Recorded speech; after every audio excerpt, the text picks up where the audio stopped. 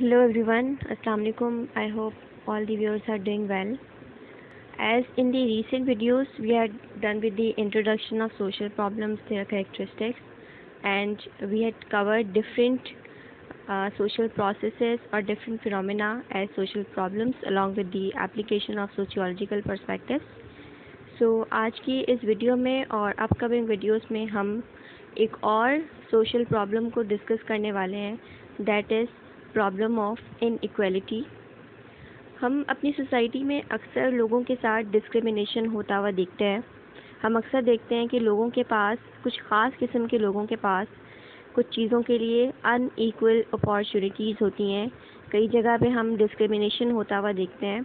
तो ये inequality basically है क्या, और इनइक्वालिटी की कितनी डायमेंशंस हैं, मीन्स कौन कौन से पर्सपेक्टिव्स हैं इनइक्वालिटी के हमारी सोसाइटी में जो एग्जिस्ट कर रहे होते हैं, और that lead to different social problems. So हम इस वीडियो में और अपकमिंग वीडियो में वन बाय वन इनइक्वालिटी से रिलेटेड पर्सपेक्टिव्स को डिस्कस करेंगे, और साथ ही साथ हम उन्हें एक्सप्लेन करने की कोशिश करेंगे, अंडरस्टैंड करने की कोशिश करेंगे in the framework of different sociological perspectives. So first of all, as I'm going to understand different perspectives of inequality, so I need to understand the term inequality first. Inequality क्या होता है?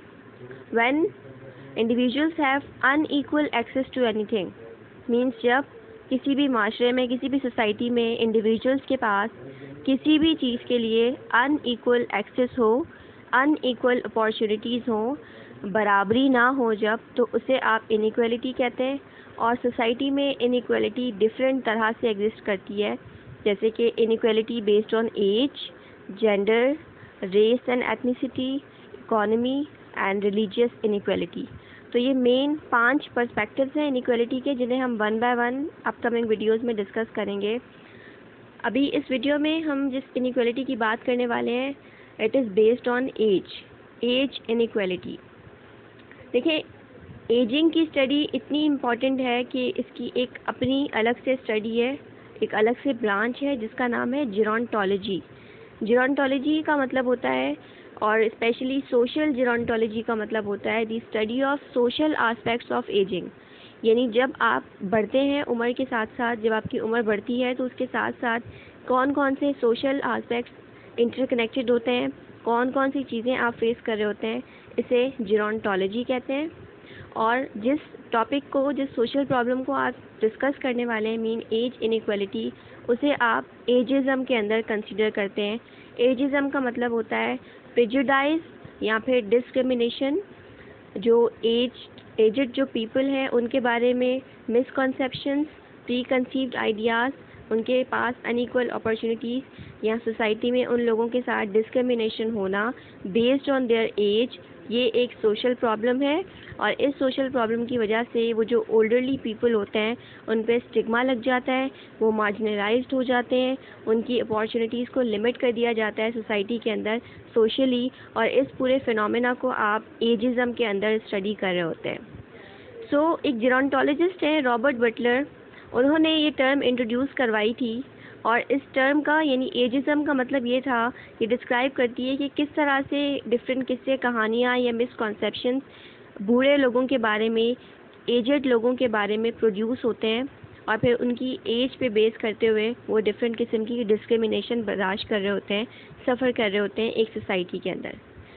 जैसे अगर आप रेसिज़म की बुनियाद पर inequality की बात करते हैं तो आप ये देखते हैं कि बहुत लोगों के बारे में उनके रंग की बुनियाद पर मुख्तलिफ़ किस्म के मिसकॉन्सेप्शंस, डिफरेंट रॉन्ग आइडियाज़, स्टीरियोटाइपिंग्स होती हैं, और उन लोगों के साथ डिस्क्रिमिनेशन हो रहा होता है सोसाइटी में.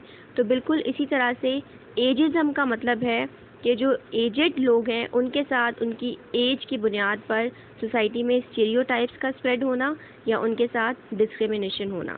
और यहाँ पे जब हम एज इनइक्वालिटी की बात करेंगे तो मोस्टली हम एल्डरली पीपल को कंसीडर करेंगे जिनकी एज 50-60 अबव है, क्योंकि वो अपने रोल्स को परफॉर्म कर चुके होते हैं, वो एक एज लिमिट को, एक एक्टिविटी लेवल को क्रॉस कर चुके होते हैं. सोसाइटी में मोस्टली वो रोल्स के अंदर इतना पार्ट प्ले नहीं कर रहे होते. दैट इज़ वाई कई बार ऐसा होता है कि वो बीमार होते हैं, वो वीक होते हैं, तो उनकी एज की बुनियाद पे वो डिफरेंट किस्म के डिस्क्रिमिनेशंस को सफ़र कर रहे होते हैं उनकी एज की बेस पर। और इसी ओवरऑल कॉन्सेप्ट को, इसी सोशल प्रॉब्लम को आप इनइक्वालिटी कहते हैं, that is based on age, means age inequality. I hope इस स्लाइड में आपको कॉन्सेप्ट क्लियर हो गया है कि एज इनइक्वालिटी क्या है। यानी अगर आपसे कोई पूछेगा कि what is the study of ageing which talks about social aspects of ageing, तो आप कहेंगे सोशल जीरोंटोलॉजी। अगर आपसे कहेगा कि डिस्क्रिमिनेशन क्या होती है, या फिर एज की बुनियाद पे अगर लोगों के साथ डिस्क्रिमिनेशन किया जा रहा होता है तो इससे रिलेटेड सोशल प्रॉब्लम कौन सा है, so you would talk about ageism. Ageism का मतलब है एल्डरली पीपल जिनके साथ उनकी एज की बुनियाद पर डिस्क्रिमिनेशन किया जा रहा होता है। अब जब एजिंग की बात कर रहे हैं और एज बेस्ड डिस्क्रिमिनेशन की बात कर रहे हैं तो फर्स्ट ऑफ ऑल हम एजिंग की डायमेंशंस को डिस्कस करेंगे। तो एजिंग की 4 मेन डायमेंशंस हैं: chronological age, biological age, psychological age और सोशल एज। क्रोनोलॉजिकल एज का मतलब होता है जिसमें you talk about number of years, यानी आप अभी आपकी जो भी एज है, जो भी नंबर है आपकी बर्थ से लेकर आप जैसे जैसे बढ़ते हैं तो वो जो नंबर बढ़ता है वो आपकी क्रोनोलॉजिकल एज होती है। For example if someone is 24 years old तो वो उसकी क्रोनोलॉजिकल एज है, means number of years since your birth. फिर एक होती है बायोलॉजिकल एज। इसका मतलब होता है कि आपकी बॉडी में, आपके फिज़िकल फीचर्स में जो फिज़िकल चेंजेस हो रहे होते हैं आपकी बॉडी में, आपके बॉडी ऑर्गन्स में, आपकी हार्मोनल एक्टिविटी में, जो भी आपकी बॉडी में चेंजेस होते हैं उसे आप बायोलॉजिकल एजिंग कहते हैं। फिर तीसरा एस्पेक्ट है साइकोलॉजिकल एजिंग। इसका मतलब ये होता है आपकी मेंटल फंक्शनिंग और आपकी पर्सनैलिटी के अंदर आपकी एज के साथ साथ जो भी चेंजेस आते हैं उसको आप साइकोलॉजिकल एजिंग कहते हैं। और जीरोंटोलॉजिस्ट यानी कि जो एज को स्टडी कर रहे होते हैं वो इस चीज़ पे एम्फेसाइज करते हैं कि लाजमी नहीं है कि जो आपकी क्रोनोलॉजिकल एज है वो हमेशा सेम हो एज दी बायोलॉजिकल और साइकोलॉजिकल एज। मिसाल के तौर पे बहुत सारे लोग होते हैं जो कि अपने एडल्टहुड को पहुंच जाते हैं पर उनमें मैच्योरिटी नहीं होती है। बहुत से लोग होते हैं जो अभी टीन एज में होते हैं पर वो बहुत मैच्योर होते हैं। तो जो आपकी मेंटल एज है लाजमी नहीं है कि वो आपकी क्रोनोलॉजिकल एज के साथ सिमिलर हो। इसी तरह से बहुत सारे लोग हैं जिनमें बायोलॉजिकल चेंजेस स्लो होते हैं, ग्रोथ रिटार्ड होती है, बट उनकी क्रोनोलॉजिकल एज बढ़ रही होती है। सो यहाँ पे ये चीज़ समझने की है कि आपकी साइकोलॉजिकल, आपकी क्रोनोलॉजिकल और बायोलॉजिकल एज लाजमी नहीं है कि हमेशा सेम हो, इनमें डिफरेंस होता है। चौथी चीज़ है जो फोर्थ डायमेंशन एजिंग की, वो है सोशल एजिंग। सोशल एजिंग का मतलब होता है आप जैसे जैसे अपनी लाइफ में आगे बढ़ते हैं, through out your life course आपके रोल्स में और आपके रिलेशनशिप्स में चेंजेस आते हैं। आप बहुत सारी चीज़ें सीखते हैं, आप बहुत सारे लोगों के साथ बॉन्ड बनाते हैं, आप बहुत सारी ऑर्गेनाइजेशंस का पार्ट बनते हैं, आप बहुत सारी वर्क प्लेसेस को ज्वाइन करते हैं। तो ये जितनी भी चीज़ें हैं, जब भी आपकी रोल्स एंड रिलेशनशिप्स को चेंज कर रही होती हैं तो एक्चुअली आपकी सोशल एजिंग हो रही होती है। अगर यहाँ पे मैं रेफरेंस दूँ सोशलाइजेशन का, और उसमें जो हमने रीसोशलाइजेशन की बात की थी, सोशलाइजेशन क्या है और इसकी कितनी डायमेंशंस हैं, ये मैं वीडियो बना चुकी हूँ ऑलरेडी, ज़रूर विज़िट कर लीजिएगा। तो रीसोशलाइजेशन में ये होता है कि जब आप थ्रू आउट लाइफ नए नए रोल्स सीखते हैं। फॉर एग्जांपल आप पूरी ज़िंदगी जॉब कर रहे हैं और उसके बाद आपने रिटायरमेंट ले लिया और आप घर पर बैठ गए, अब आपके रोल्स चेंज हो गए। रीसोशलाइजेशन, अगर एक इंडिविजुअल है वो अनमैरिड है, सिंगल है, और उसके बाद मैरिड होता है और डिफरेंट रिलेशनशिप्स आते हैं, देन उसके स्टेटस में चेंजेस आते हैं, उसके रोल्स में चेंजेस आते हैं, वो नई नई चीज़ों को, रिलेशनशिप्स को एक्सेप्ट कर रहा होता है, अडॉप्ट कर रहा होता है, तो वहाँ पे वो चीज़ सोशल एजिंग में आएगी। मीन्स वो सारे चेंजेस जो कि आपके रोल्स या रिलेशनशिप्स में चेंजेस की वजह से आते हैं, that are part of your social ageing. तो ये 4 डायमेंशंस हैं एजिंग की जिनको अंडरस्टैंड करना यहाँ पे लाजमी था, ताकि हम ये अंडरस्टैंड कर सकें कि एज इनइक्वालिटी क्या है। अब बात करते हैं एज बेस्ड स्टीरियोटाइप्स। मींस जो लोग हैं एजड हैं, उनकी उम्र की बुनियाद पर उन लोगों के बारे में जो भी सोसाइटी में प्री कंसीव्ड आइडियाज़ या रॉन्ग जनरलाइजेशंस या जो भी लोग उनके बारे में सोचते हैं और मानते हैं उसे एज बेस्ड स्टीरियोटाइप कहेंगे। और इसको मैं नॉर्मली अगर बात करूं, अगर अभी हम फॉर एग्जांपल अगर मैं आपसे आंसर्स ले रही होती तो आप लोगों में से ज़्यादातर लोग ये कहते कि जो एजड लोग होते हैं यानी 50 अबव जो लोग होते हैं वो क्रैंकी होते हैं, वो सिकली होते हैं, उनकी सोशल वैल्यू कम होती है, वो बहुत वीक होते हैं। कोई कहता कि वो अपनी जो भी उनका लाइफ स्टाइल है, जो भी उनका पुराना लाइफ स्टाइल है, वो उसी में जी रहे होते हैं और वो न्यू जनरेशन्स के साथ एसोसिएटेड नहीं होते हैं इन अ वे जिस तरह उनको होना चाहिए, और वो इनएक्टिव होते हैं। उनके रोल्स जो है वो नहीं परफॉर्म कर सकते। वो यंगर पीपल को इन्फ्लुएंस कर रहे होते हैं। किस तरह से इन्फ्लुएंस कर रहे होते हैं? जब उनका इंटरेक्शन हो रहा होता है, क्या चीज़ें आ रही होती हैं, मीन्स आप डिफरेंट किस्म की बातें खुद से कह रहे होते हैं, जबकि लाजमी नहीं है। आप अपने इर्द गिर्द बहुत सारे ऐसे लोगों को भी जानते होंगे जो एल्डरली हैं लेकिन बहुत एक्टिव हैं, even more active than younger people. But ये वो स्टीरियोटाइप्स हैं, ये वो प्री कंसीव्ड आइडियाज़ हैं जो हमारे माइंड में, हमारी सोसाइटी में इंस्टिंक्ट हो चुके हैं कि जो एल्डरली पीपल हैं 50 अबव हैं, उनमें ये सारी चीज़ें, ये सारे प्रॉब्लम्स होंगे, वो इनएक्टिव होंगे, उनमें और डिफरेंट प्रॉब्लम्स होंगे, वो वीक होंगे, एंड दैट इज़ उनकी मेंटल एबिलिटीज़ इतनी ज़्यादा नहीं होंगी, वो चीज़ें भूल जाते होंगे। तो ये सारी चीज़ें हैं जो हम एज बेस्ड स्टीरियोटाइप कंसीडर करते हैं, मीन्स लोगों की एज की वजह से हम उनके बारे में माइंड में रखे हुए होते हैं। अब बात करते हैं सोशल इनइक्वालिटी और लाइफ कोर्स की। देखें, एक तो हमने बात की एज डायमेंशंस की, जिसमें हमने 4 मेन डायमेंशंस देखी। अब हम बात करेंगे कि आपके लाइफ कोर्स में ओवरऑल क्या चेंजेस आ रहे होते हैं और ओवरऑल क्या प्रोसेस होता है। आपका जो लाइफ कोर्स है उसमें डिफरेंट चेंजेस आते हैं आपके बायोलॉजिकल, फिज़िकल और सोशल एस्पेक्ट्स में। आपका लाइफ कोर्स डिवाइड होता है infancy and childhood, adolescence, young adulthood, middle age, later maturity और उसके बाद ओल्ड एज।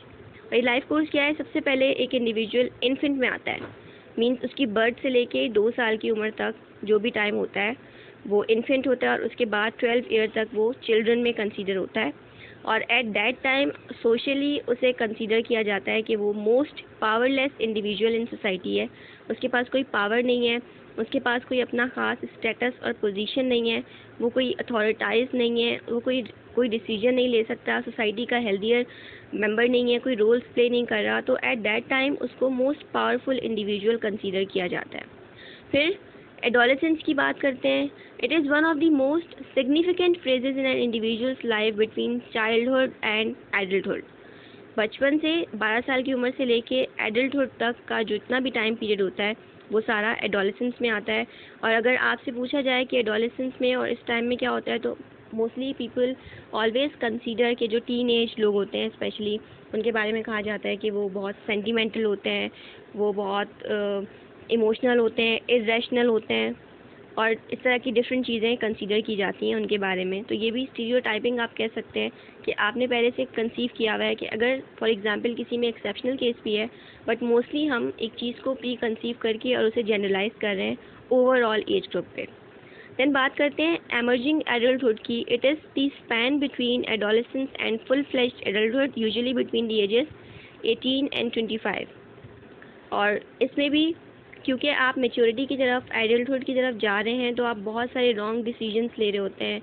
और ये सारी वो चीज़ें जो हम सोसाइटी में मोस्टली सुनते हैं ऐसे एज ग्रुप के बारे में, रॉन्ग डिसीजंस लेना और मिस जजमेंट्स करना, ऑब्जर्वेशंस में गलती कर देना, सेंटीमेंटल होना, ये सारी चीज़ें जो इस एज के साथ एसोसिएटेड होती हैं। देन बात करते हैं यंग एडल्टहुड की। Beginning in the early to mid 20s and lasting to above age 39। However, if we add emerging adulthood as another stage in the life course, young adulthood now encompasses the years between 26 and 39. In this development period, people acquire new roles and experience a sense of new freedom.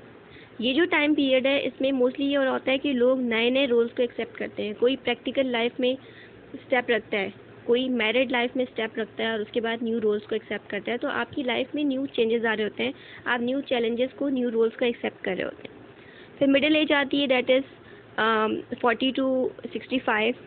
और उसके बाद later maturity, that is usually considered to begin in the 60s। although many people in their 60s retain sufficient physical strength to be able to carry on an active social life, their peer groups shrink noticeably as friends and relatives die. अब ये भी एक social factor है as के साथ साथ कि जो 60 अबव लोग होते हैं, लेटर मेच्योरिटी की जो एज है, इसमें इन लोगों के जो सोशल नेटवर्क्स हैं, जो फ्रेंडशिप, जो पीयर ग्रुप्स हैं, वो श्रिंक हो जाते हैं, क्योंकि इनकी एज के जो मोस्टली लोग हैं दे आर डाइट उस एज तक, तो उनके सोशल नेटवर्क ज़्यादा वास्ट नहीं होते हैं। और ओवरऑल लाइफ कोर्स में जो मोस्ट कॉमन टाइम पीरियड, जो मोस्ट कॉमन इवेंट है जो हर एक इंडिविजुअल फेस करता है, वो है death, which is the common occurrence in all stages in the life course, but today most deaths occur among older people. आप जानते हैं, अगर आप अपने कंट्री का भी लाइफ एक्सपेक्टेंसी रेट देखें तो मोस्टली जो एल्डर पीपल हैं उनमें डेथ की एक्सपेक्टेंसी ज़्यादा होती है, but yes it is common. Obviously ये तो हमारा रिलीजन भी कहता है कि डेथ तो कभी भी हो सकती है, लेकिन मोस्टली अगर आप जो फैक्ट्स एंड फिगर्स की बेस पे बात करें तो आप कह सकते हैं कि एल्डरली पीपल जो है उनमें डेथ के चांसेस ज़्यादा होते हैं।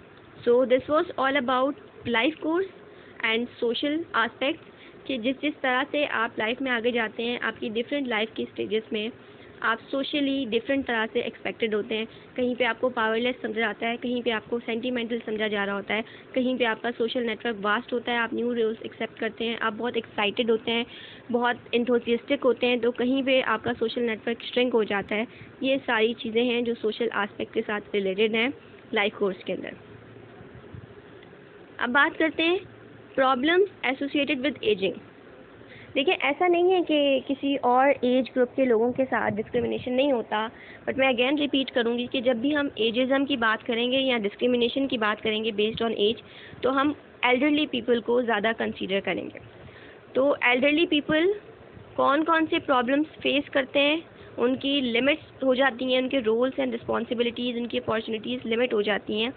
सो जो एल्डरली पीपल हैं उनके साथ मोस्टली जो डिस्क्रिमिनेशन होता है, first of all work place में डिस्क्रिमिनेशन होना, फिर रिटायरमेंट, और रिटायरमेंट के बाद उनके जब रोल्स चेंज होते हैं, कहीं पे फैमिलीज उनको एक्सेप्ट कर रही होती हैं, कहीं पे वो डिफरेंट किस्म का ट्रॉमा, एलियनेशन फील कर रहे होते हैं, alone sense of feeling feel कर रहे होते हैं, तो ये सारी चीज़ें हैं।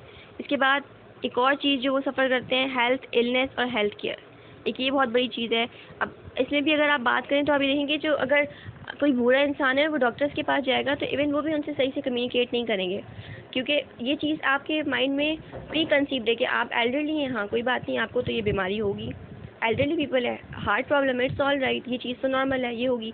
तो हम बीमारियों को भी नॉर्मलाइज करना स्टार्ट कर देते हैं एल्डरली पीपल के साथ, तो ये भी एक डिस्क्रिमिनेशन है। हम उन्हें विक्टिमाइज़ करते हैं। फिर फैमिली में डिफरेंट प्रॉब्लम्स, क्योंकि बूढ़े लोगों के साथ जैसे हमने देखा है ओल्ड होम्स क्यों बनाए जा रहे हैं, क्योंकि जो एल्डरली पीपल हैं उन्हें मोस्टली लोग नहीं एक्सेप्ट कर रहे होते। सबसे पहली चीज़ जनरेशन गैप, उनके थॉट्स, उनकी मेंटालिटी डिफरेंट होती है, वो अपने हिसाब से सोचते हैं, और जो रिसेंट जो जनरेशन है वो अपने हिसाब से सोचती है, तो उनके साथ ज़्यादा कोई फैमिली में इंटरेक्ट नहीं कर रहा होता, उनको बर्डन समझा जा रहा होता है, और इसीलिए वो sense of social isolation feel कर रहे होते हैं। और डिफरेंट उनके साथ फिज़िकल और मेंटल हेल्थ अब्यूज़ होता है, कभी वो बीमार होते हैं फिज़िकली, तो कभी मेंटली वो इतना डिस्टर्ब हो जाते हैं, और मेंटल ज़ाहिर जब हेल्थ ठीक नहीं होगी तो उसके फिज़िकल सिम्टम्स भी होते हैं। तो ये सारी डिस्क्रिमिनेशन है जो आम तौर पे अपनी सोसाइटी में देख रहे होते हैं, लोगों के साथ हो रही होती है on the basis of their age. अब बात करते हैं most important discussion, that is the perspectives on ageing.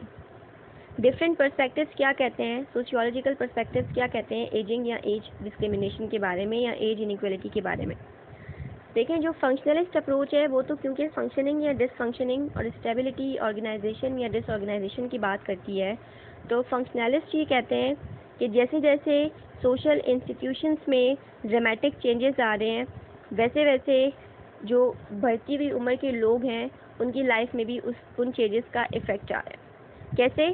मिसाल के तौर पर अगर एक सोसाइटी है और उस सोसाइटी में ज़ाहिर इंडस्ट्रियल सोसाइटी है, चेंजेस आ रहे हैं, अब उस सोसाइटी को एक्टिव लोग चाहिए, स्किल्ड लोग चाहिए, नॉलेजेबल लोग चाहिए। एल्डरली पीपल के बारे में फंक्शनलिस्ट पर्सपेक्टिव ये कहता है कि उनको अपने आप को रोल्स से फ्री कर देना चाहिए, डिटैच कर देना चाहिए, और उन्हें प्रिपेयर करना चाहिए अपने आप को फॉर देयर इवेंचुअल डेथ, क्योंकि इस पर्सपेक्टिव का मानना है कि जो एल्डरली पीपल हैं they are not adjustable in the social roles, क्योंकि अब उनकी एक एज आ चुकी है, उनमें डिफरेंट एबनॉर्मेलिटीज़, डिसऑर्डर्स इमर्ज होना स्टार्ट हो जाते हैं, तो वो अपने रोल्स को इन अ प्रॉपर वे परफॉर्म नहीं कर सकते। सो बेहतर है कि वो अपने आप को रोल से डिटैच कर लें ताकि डिसफंक्शनिंग ना हो। और इसको रेफ़र किया जाता है डिसएंगेजमेंट थ्योरी से, जो कि कहती है that older people want to be released from societal expectations of productivity and competitiveness. Simple disengagement. अगर आप ये चाहते हैं कि आपकी सोसाइटी और सोसाइटी में मौजूद जितने भी सोशल इंस्टीट्यूशंस हैं वो अच्छे से फंक्शनिंग करें, तो जो आपके एल्डरली पीपल हैं उनकी ये रिस्पॉन्सिबिलिटी है कि वो अपने आप को सोशल रोल से डिटैच कर लें ताकि डिसफंक्शनिंग क्रिएट ना हो। सिंपल वर्ड्स में अगर कहा जाए तो फंक्शनलिस्ट पर्सपेक्टिव ये कहता है। अब आप इस पे सोच के अपने सपोर्ट या फिर क्रिटिसिज्म डिस्कस कर सकते हैं इन दी कमेंट सेक्शन। अब बात करते हैं सिंबॉलिक इंटरेक्शनिज्म की। सिंबॉलिक इंटरेक्शनिस्ट पर्सपेक्टिव कहता है, ये बेसिकली बात करता है एक्टिविटी थ्योरी की। इसके अकॉर्डिंग वो लोग जो कि ज़्यादा एक्टिव होते हैं दे आर मोर हैप्पियर, और वो ज़्यादा एडजस्टेड होते हैं as compare to less active. जो लोग एक्टिव हैं उनकी लाइफ सेटिस्फेक्शन ज़्यादा है एज़ कम्पेयर टू इनएक्टिव। इसकी छोटी सी मिसाल देते हैं। अगर एक घर में एक बुज़ुर्ग मौजूद है जिसकी एज 60 अबव है, एल्डरली है, और वो अगर एक्टिव है, किसी भी तरह की एक्टिविटीज़ परफॉर्म कर रहा है, वो कोई छोटा मोटा काम कर रहा है या वैसे अगर घर में एक्टिव है, तो वो ज़्यादा सेटिस्फाइड होगा as compare to an elderly person जो कि पैरालाइज्ड है और बिस्तर पे पड़ा हुआ है। क्योंकि वो एक तो खुद अपने आप में इलनेस सफ़र कर रहा है, और फिर जो उसके अराउंड लोग हैं वो उसे एक सॉर्ट ऑफ बर्डन के तौर पर ले रहे होते हैं अपनी फैमिली के अंदर, और वो एक बर्डनाइज कर रहा होता है अपनी फैमिली को। सो सिंपल इस पर्सपेक्टिव को अगर देखें तो एक लेबल है एक्टिविटी का, और उस अगर एक्टिव हैं तो उस लेबल का मतलब है, उस सिंबल का मतलब है, सिंबल ऑफ एक्टिवनेस का मतलब है लेवल ऑफ सेटिस्फेक्शन। जबकि अगर एक इंडिविजुअल, एक एल्डरली पीपल की अगर बात करें, अगर वो इनएक्टिव है तो इसका मतलब वो लेस हैप्पियर है, वो सेटिस्फाइड नहीं है। फिर कुछ सिंबॉलिक इंटरेक्शनिस्ट पर्सपेक्टिव वाले जो थिंकर्स हैं वो फोकस करते हैं रोल एंड एक्सचेंज थ्योरी पे। अब बात यह है कि आज की इंडस्ट्रियलाइज्ड और अर्बनाइज्ड सोसाइटीज़ हैं उनमें एल्डरली पीपल के लिए कौन कौन से रोल हैं। तो अगर आप इसको थोड़ा सा डिटेल में देखें और अगर मैक्रो लेवल पे बात करें तो हम ये देखेंगे कि आज की इंडस्ट्रियलाइज्ड सोसाइटी में जो एल्डरली पीपल हैं उनकी रोल्स को इतनी वैल्यू नहीं दी जा रही होती है। लार्जर सोसाइटी में उनके लिए इतने रोल्स नहीं होते हैं। जैसे हमने फंक्शनलिस्ट में बात की कि एल्डरली पीपल को चाहिए कि वो अपने आप को डिटैच कर लें क्योंकि वो रोल्स एंड रिस्पॉन्सिबिलिटीज़ फुलफिल नहीं कर पाते। लेकिन फिर भी विद इन सब culture, with in ethnic group, अगर एक इंडिविजुअल एक्टिव है और एक्टिव रोल परफॉर्म कर रहा है तो वो सेटिस्फाइड होगा और उसके लिए एक्सेप्टेंस ज़्यादा होगी अकॉर्डिंग टू दिस पर्सपेक्टिव। अब बात करते हैं लास्ट पर्सपेक्टिव की, कॉन्फ्लिक्ट पर्सपेक्टिव की। और ये पर्सपेक्टिव सिंपली कहता है, ये बात करता है क्लास की। It talks about the class constitutes a structural barrier to older people access to valued resources, and dominant groups attempt to maintain their own interests by perpetuating class inequalities. Aging itself is not the social problem. The problem is rooted in societal conditions that older people often face without adequate resources such as income and housing. अब देखें, society में कह रहे हैं कि older people problem नहीं है, बल्कि जिस सोसाइटी में वो मौजूद हैं और जो वो सफ़र कर रहे हैं उसकी प्रॉब्लम्स एक्चुअली सोसाइटी में रूटेड हैं। जो पुअर पीपल हैं और जो फिर एल्डरली भी और पुअर भी हैं वो ज़्यादा डिसएडवांटेज्ड हैं। फिर अगर इसको आप क्लास बेस्ड बात करें तो एक इंडिविजुअल जो कि एलीट क्लास से बिलोंग करता है, अगर वो बूढ़ा भी हो जाएगा तो वो सारी लग्जरीज़ को एंजॉय कर रहा होगा। आप डिफरेंट फिगर्स को देखें, 60 अबव के होते हैं। आप डिफरेंट ड्रामा एक्टर्स को देखें, मूवी एक्टर्स को देखें, बॉलीवुड एक्टर्स को देखें, उनकी एजेस कितनी हो जाती हैं लेकिन still they are healthier, they are satisfied with their life, they are acceptable. Why? Because they belong to a class, they do have a power, upper class से belong करते हैं। लेकिन on the other hand वो लोग जो कि young age में poor class से बिलोंग करते थे या लोअर क्लास से बिलोंग करते थे वो ऑलरेडी डिस्क्रिमिनेटेड थे, और फिर जब वो एल्डरली एज पे पहुंचते हैं उनकी कोई सेविंग्स नहीं होती हैं, उनके लिए कोई पॉलिसीज़ नहीं होती हैं, तो वो आने वाले वक्त में और ज़्यादा इन चीज़ों को सफ़र कर रहे होते हैं। तो एक्चुअली एज प्रॉब्लम नहीं है अकॉर्डिंग टू दिस पर्सपेक्टिव। जो क्लास बेस्ड डिस्क्रिमिनेशन है वो प्रॉब्लम है कि अगर आप एलीट क्लास से बिलोंग करते हैं तो आप आने वाले टाइम में आपका फ्यूचर भी सिक्योर है, आपकी ओल्ड एज भी सिक्योर है। पर अगर आप लोअर क्लास से बिलोंग करते हैं तो ना आपका प्रेजेंट सिक्योर है और ना आपका फ्यूचर सिक्योर है। So this was all about age inequality and the perspectives that describe age inequality on the basis of different factors. आपको वीडियो कैसी लगी कमेंट सेक्शन में ज़रूर बताइएगा. I will be discussing other dimensions of inequality in the coming videos. Till then, take care and have a good time. Thank you.